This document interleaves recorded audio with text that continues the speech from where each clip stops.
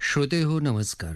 आजच्या कोरोना वृत्तविशेष या कार्यक्रमात आपलं मनपूर्वक स्वागत. आजच्या या कोरोना वृत्तविशेषमध्ये आपण ऐकणार आहात कोरोना बाधितांच्या झपाट्यानं वाढणाऱ्या रुग्णांच्या पार्श्वभूमीवर मास्क सारख्या प्रतिबंधात्मक उपाययोजनांचा प्रभावी वापर करण्याची पुन्हा एकदा अधोरेखित झालेली गरज आणि त्याचं महत्त्व आणि कोरोनाचे रुग्ण वाढत असताना अशा परिस्थितीवर नियंत्रण मिळवण्यासाठी राज्य सरकारच्या वतीनं राबवण्यात येत असलेल्या उपाययोजना याविषयी करण्यात आलेलं विवेचन. श्रोते हो, कोरोनारूपी संकट गेल्या 2 वर्षापासून संपूर्ण जगावर घोंगावतंय. त्याची दाहकता गेल्या काही महिन्यांपासून कमी झाल्याचं दिसतंय. त्यामुळेच सरकारच्या वतीनं राज्यातल्या बहुतांश भागातले कोरोना प्रतिबंधात्मक निर्बंध शिथिल केले गेले.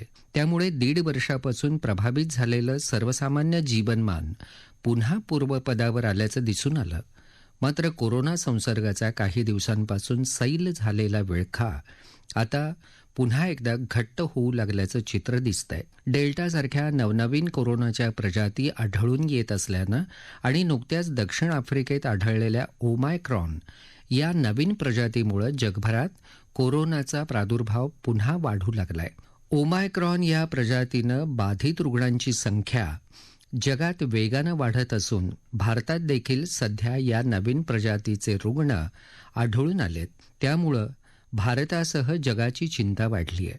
एकट्या महाराष्ट्राबद्दल बोलायचं झालं तर कोरोनाच्या दुसऱ्या लाटेच्या सुरुवातीला इतर राज्यांच्या तुलनेत महाराष्ट्र राज्याला सर्वाधिक फटका बसला होता. दुसऱ्या लाटेत राज्यातल्या रुग्णांची संख्याही मोठी होती. मात्र गेल्या काही महिन्यात कोरोनाच्या दुसऱ्या लाटेचा प्रादुर्भाव कमी झाल्याचं दिसून आलं.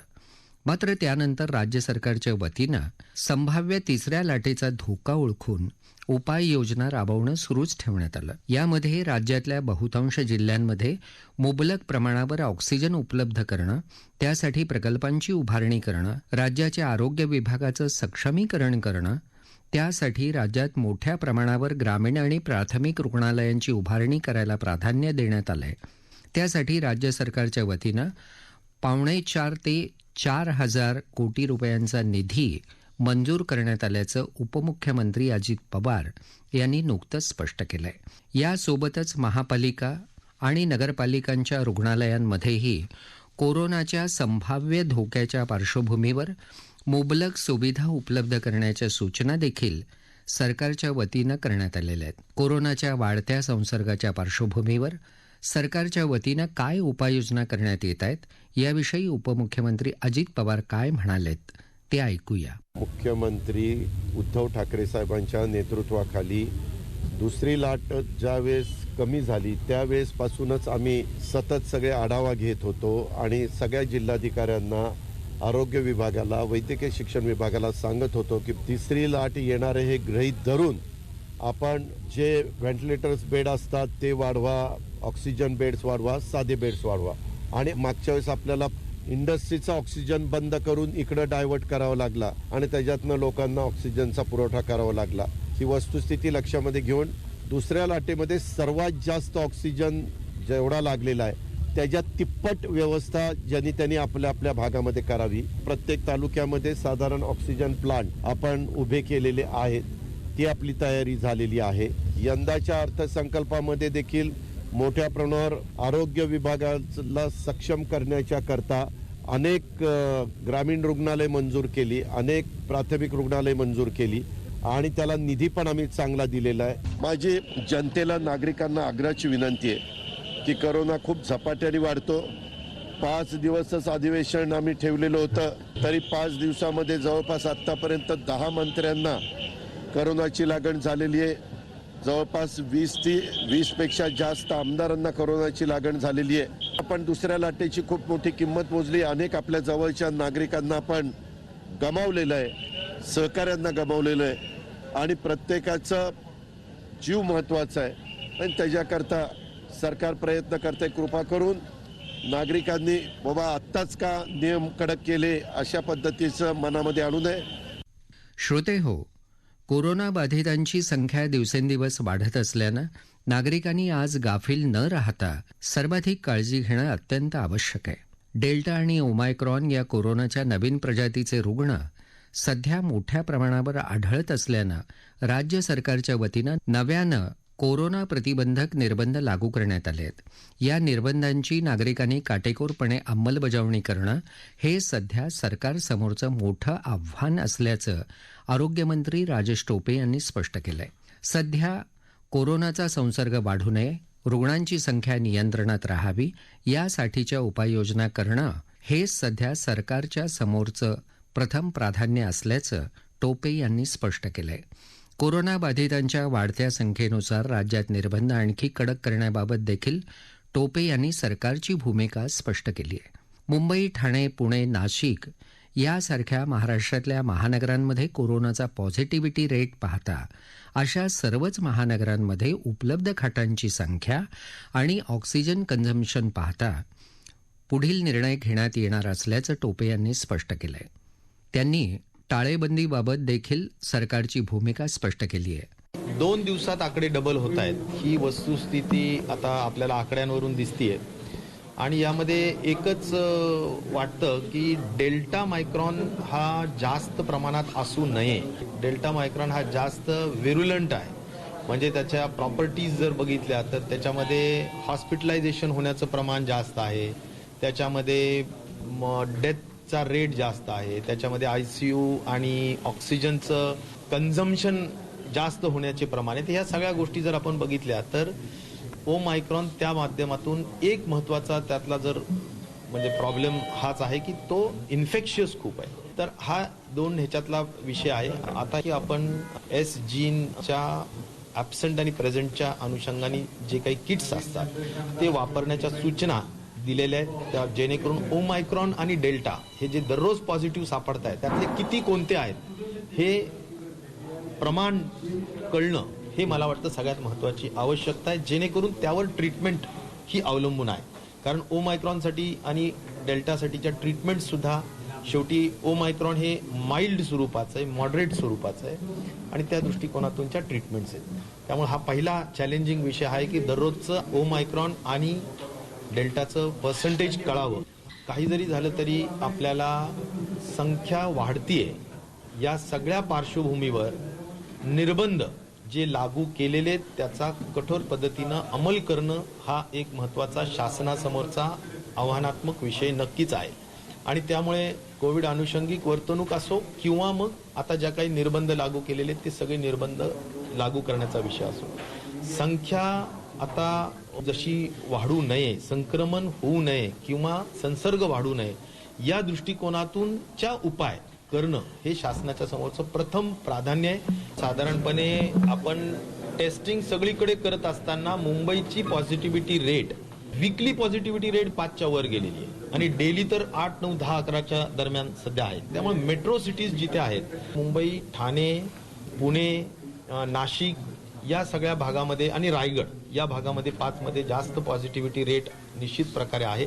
पॉझिटिव्हिटी रेट, बेड ऑक्युपन्सी आणि ऑक्सिजन कन्झम्पशन, म्हणजे आम्ही जसं मागच्या नोटिफिकेशनमध्ये सांगितलं की लॉकडाऊन जरी कोणी म्हणत असेल तरी सुद्धा लॉकडाऊनचा अर्थ आत्ताच नाहीच, अजिबात विषय नाही. त्यामुळे लॉकडाऊनची भीती माध्यमांनी सुद्धा घालवू नये, कारण लॉकडाऊन हा विषय तूर्त तरी आमच्या माननीय मुख्यमंत्री महोदयांच्या प्रदीर्घ 2 तासाच्या झालेल्या आरोग्य विभाग आणि टास्क फोर्सच्या मीटिंगमध्ये कुठेही लॉकडाऊनची विषयाची चर्चा नाही.